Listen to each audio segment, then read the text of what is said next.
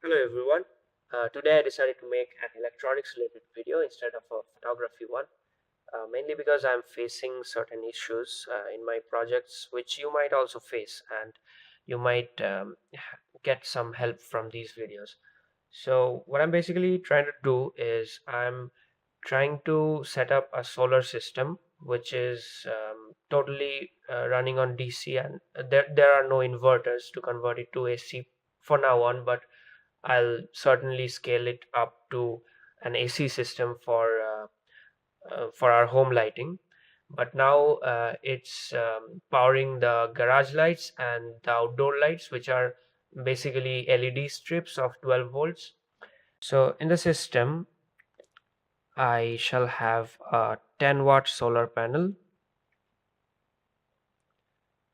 and from there it will go to a MPPT charger.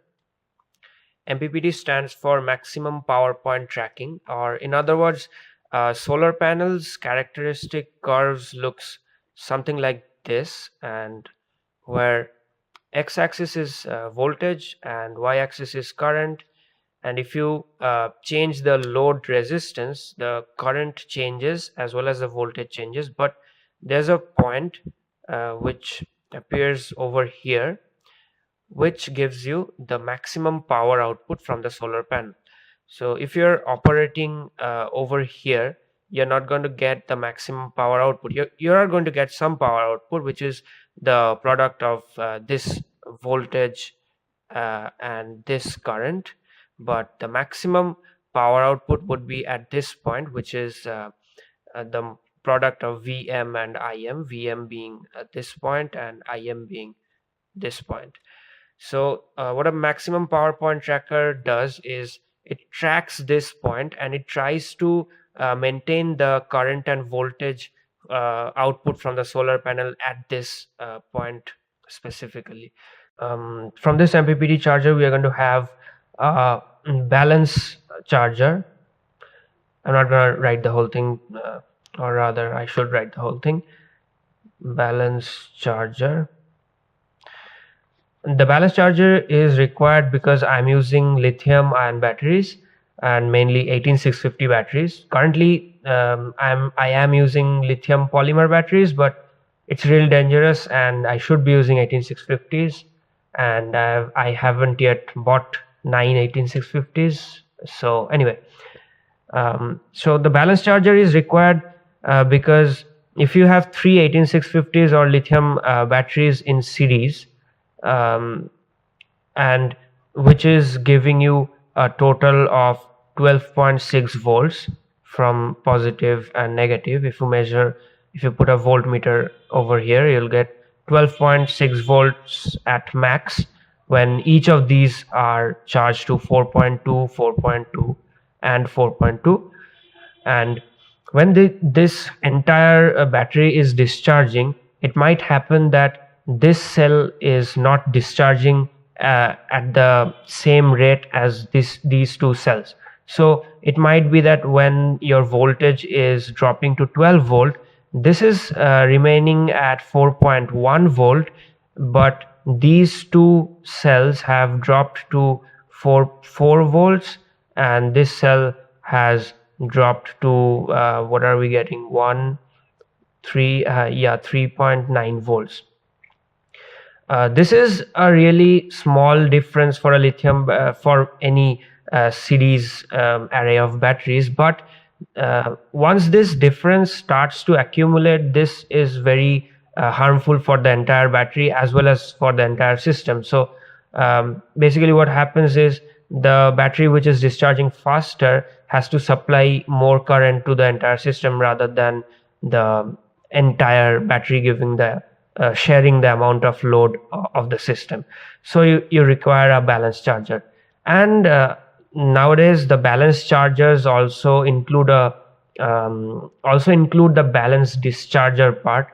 So it's just one circuit, and there is an input from the charging for the charging, and there's an output for the load. So I have a single circuit which takes in the power from the solar panel and connects the battery to it. when the battery is discharging, the current goes through the balance discharger, and when the battery is charging, the current goes through the balance charger. So basically, for both processes, discharging and charging, the entire battery system is being balanced, or the voltage levels of the batteries of the individual cells are always equal. So the issue I'm facing is mainly with the MPPT charger. Now, I'm working on a really tight budget, so I cannot afford a really sophisticated MPPT charger over here. And also, we have 10 watts solar panel, so a really sophisticated MPPT charger would incur losses in that charger itself. So when the solar panel budget would be like 100 watts or 300 watts, we can afford some professional or um, high grade MPPT chargers. But for now on, I'm using a really low cost MPPT charger from AliExpress. These cost around $7 to $8 or dollars. So the problem with these chargers is that these have a predefined fixed maximum power point voltage, I uh, or the voltage I showed you over here in the curve, in the characteristic curve of the solar panel, might be this VM might be 17 volts, or it might also be 18 volts, or it might be 19.5 volts. um, this really depends on the solar panel and the manufacturer, how they are manufacturing the panel. But the problem with these MPPT chargers is that they have resistor divider selectable MPPT voltage levels.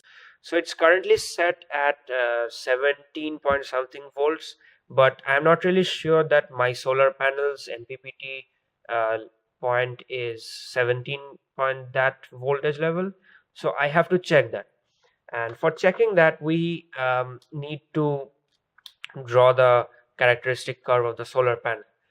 And before trying it out on the main solar panel, I'm going to try it out on this little solar cell. And the process is similar.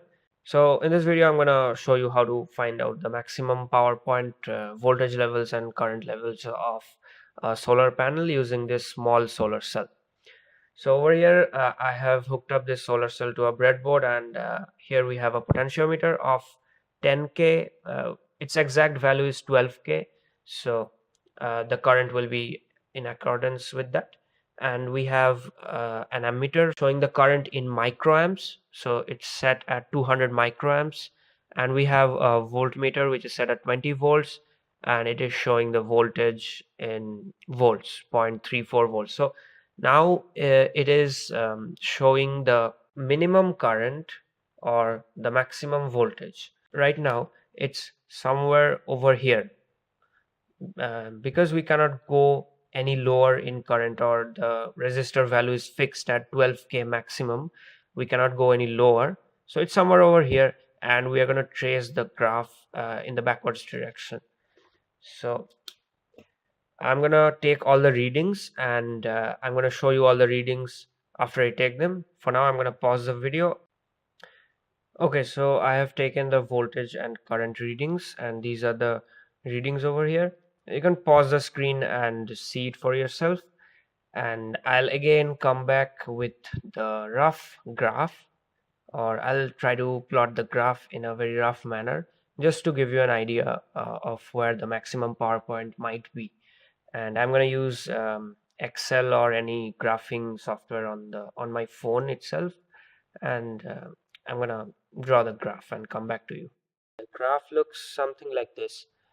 If y-axis is current and x-axis is voltage, then the graph is something like this.